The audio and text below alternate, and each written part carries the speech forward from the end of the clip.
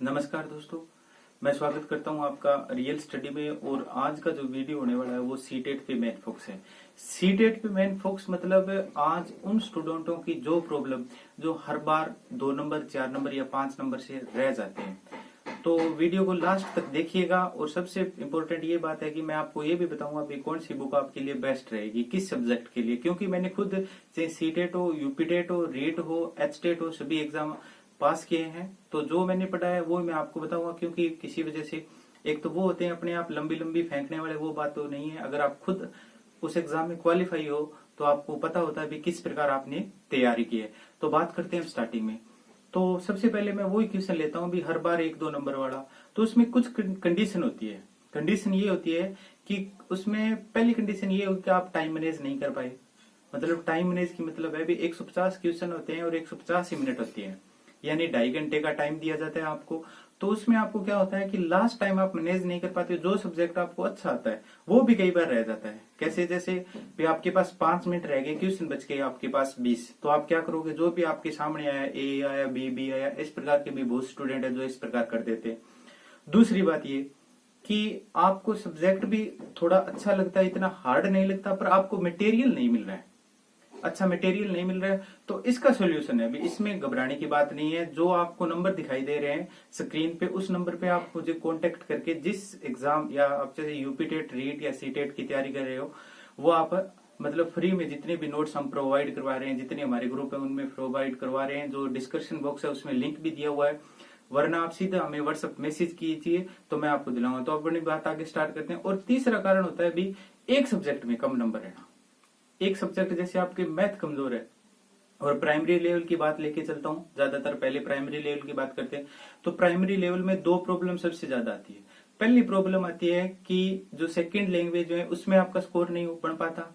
दूसरी ये बात होती है कि मैथ मैथ है ना, वो अधिकतर स्टूडेंट का बहुत ही कमजोर होता है। मेरे पास मैसेज आए, उनके बाकी सब्जेक्ट में अच्छे नंबर है, किसी के में 22 है, 23 है, पर मैथ में किसी के 5, 4, 7 ऐसे नंबर है। तो इनकी कैसे तैयारी करें? तो मैथ के लिए सबसे बेस्ट मैं बताना चाहूंगा कि आप ये मत खरीदिए। जैसे कुछ बुकें आती है वो आपके बाद में काम आएगी। जिनके 10 नंबर से कम आ रहे हैं वो ध्यान से सुन लीजिएगा। मैथ में उनको क्या करना है, वो 6 क्लास की एनसीईआरटी की बुक होती है वो लेके आए। अगर वो नहीं मिल रही आपको तो आप पीडीएफ भी डाउनलोड कर सकते हैं और वो हमसे भी प्राप्त कर सकते हैं, फ्री में आपको मिल जाएगी। तो सबसे बेस्ट ये होते हैं 6 के बाद आप उस 6ठी क्लास की बुक है उसको सिर्फ एक दिन में मत कीजिएगा। आपको इतना आता है भी आप एक दिन में उसको कवर कर सकते हैं, मगर इतना नहीं कीजिएगा। आपको कम से कम उस बुक को 5 दिन देने हैं। अगर 5 दिन दोगे आप तो उसको बारीकी से समझ पाओगे, यानी जो 0 लेवल से जितना एग्जाम लेवल पूछा जाता है वहां तक पहुंच जाओगे। ऐसे ही next class, 7 class, 8th class, आपको सिर्फ 3 ही क्लास की बुक अच्छे से रीड करनी है। अब बात करें सेकंड लेवल में। सेकंड लेवल में मैथ की बात करें तो सेकंड लेवल में अधिकतर जो क्वेश्चन आते हैं वो 9th और 10th से आते हैं। यानी जो लेवल मैथ और साइंस से तैयारी कर रहे हैं, टीजीटी लेवल, यानी 6 to 8 क्लास का जो टेट होता है, सेकंड पार्ट होता है उसमें, तो उसमें एकदम इजी होते हैं। और उनके लिए मैं बोल देता हूँ, सेकंड लेवल वालों के लिए वे आपको बुक भी पढ़ने की जरूरत नहीं है। आप प्रीवियस ईयर क्वेश्चन पेपर होते हैं वो सॉल्व कीजिए। क्वेश्चन हर बार वो के वो ही रिपीट होते हैं, सिर्फ उनमें संख्याएं बदली जाती है। अब बात करते हैं सेकंड लैंग्वेज की। फर्स्ट लैंग्वेज अधिकतर स्टूडेंट, मैं तो हिंदी मीडियम से हूं और इंग्लिश मीडियम से है, वो फर्स्ट इंग्लिश उनकी बेस्ट होती है और जो हिंदी मीडियम होते हैं उनकी हिंदी बेस्ट होती है। अब सेकंड की बात है तो मैं ये रिकमेंड करना चाहूंगा भी अगर आपकी हिंदी बहुत ज्यादा स्ट्रांग है तो आप संस्कृत लीजिए। अगर आपको लगता है भी संस्कृत हमें बिल्कुल नहीं आती, तो आपका अपना जो अपने स्टेट है, जैसे अलग अलग स्टेट होते हैं, जैसे कोई किसी भी जैसे तमिलनाडु से या कर्नाटक से है तो अपनी अपनी सेकंड लैंग्वेज होती है। पर एक बात मैंने वो ये भी देखी है भी जिन स्टूडेंट के सेकंड लैंग्वेज पंजाबी ली हुई है मेरे एरिया में और जो मेरे साथ वाले हैं, उनके 20 से कम नंबर कभी नहीं आते। और जो रीट का एग्जाम हुआ था उनके 30 में से 30 आए थे और उनको बाकी में उनके नंबर ही नहीं आए। तो सेकंड लैंग्वेज भी ये ध्यान रखिएगा। अब बात करते हैं, आपको साइकोलॉजी में सबसे बड़ी प्रॉब्लम होती है, साइकोलॉजी समझ में नहीं आ रही, ये नहीं आ रही। तो देखिए साइकोलॉजी की कोई बेस्ट बुक, वैसे तो कोई बेस्ट बुक होती नहीं है। आपको क्या करना है, एनसीईआरटी की +1 +2 की बुक वो पढ़नी है। वो कैसे पढ़नी है? क्योंकि उनमें आपको अच्छे से डिस्कस मिलेगा।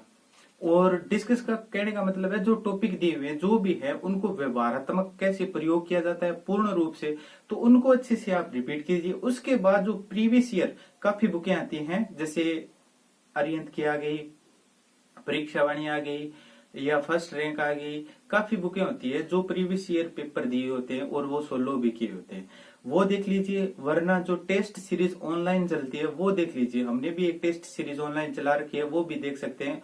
उनमें आपको जो आपके क्वेश्चन है उनके जवाब मिलेंगे, आपको पता चलेगा भी अगर जैसे ऑप्शन में 4 क्वेश्चन दिए हुए हैं तो उनका बी ऑप्शन हो रहा है तो उसका रीजन क्या है, मतलब अच्छे से समझने का मौका। तो सीटेट में सबसे इंपॉर्टेंट है प्रैक्टिस।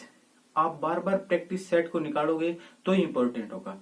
और आपने ये भी देखा होगा भी अधिकतर जो इंस्टीट्यूट हैं वो सीटेट की जो एनएसवर की है वो नहीं डालते, क्योंकि सीटेट होता है वो लॉजिकल होता है।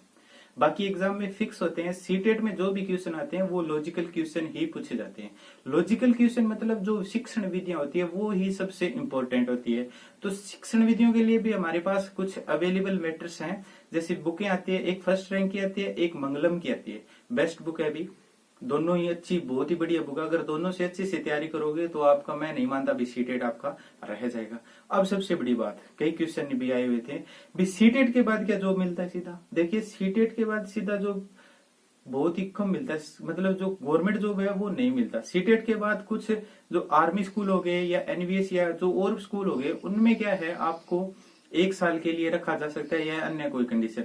सीटेट के बाद आपको एग्जाम पास करने ही होंगे, चाहे किसी भी स्टेट में हो। उनको आप उसको सुपर टेट बोलते हैं, कहीं पे राजस्थान में जैसे रीटेट बोल दिया, पंजाब में जैसे मास्टर कैडरी बोल दिया। इस प्रकार जो एग्जाम होते हैं उनमें आपको स्कोर चाहिए 19। अगर आप सिंगल स्टेट से हैं, यानी किसी स्टेट से आप बिलोंग करते हैं, वहां आप अपने कोटे में फॉर्म भरेंगे, जैसे एसटी, एससी, ओबीसी, जनरल, तो उनमें आपको देखिए ओबीसी, एसटी, एसटी को 83 नंबर चाहिए और बाकी उनको 90 चाहिए। अगर आपने सीटेट ओबीसी से पास किया जैसे राजस्थान में, और आपने ओबीसी से मतलब 86 नंबर आ गए, तो आपका वो सीटेट सिर्फ राजस्थान में ही वैलिड है। वो आपका जैसे पंजाब या हरियाणा में जो वैकेंसी आएगी उनमें वैलिड नहीं होगा। अब बात करते हैं कि और बाकी आपको क्या है। आपको मेन ये है भी, जो मैं तो यही कहना चाहूंगा बार बार भी, जो प्रीवियस ईयर जो 10 ईयर्स पेपर सेट होते हैं वो ले लीजिए। उनमें आपको देखना है भी आपकी कमी आपको कहाँ दिख रही है, किस सब्जेक्ट में दिख रही है। जिस भी सब्जेक्ट में दिख रही है उसकी जो बुक होती है उसको आप 2-3 बार रीड करके फिर वापस वही सीटेट, वो जो है आपने जो लगाए हुए थे पहले से सेट, वो लगा के देखिए, फिर आपको कितना इम्प्रूव होता है। उसके भी बाद भी आपको लगता है भी आपका इम्प्रूव नहीं हो रहा है, तो आप कोई भी जो आपके पास नजदीक में कोई अच्छा टीचर है जिस सब्जेक्ट का, उसके पास जाइए और उनसे जो हेल्प होती है वो लीजिए। मैं यह नहीं कहूंगा भी आप किसी से पेड कोर्स लो, ये लो वो लो, वो आपकी अपने दिमाग पे, या आप कह सकते हैं आपकी जो सोच है उसी पे डिपेंड है।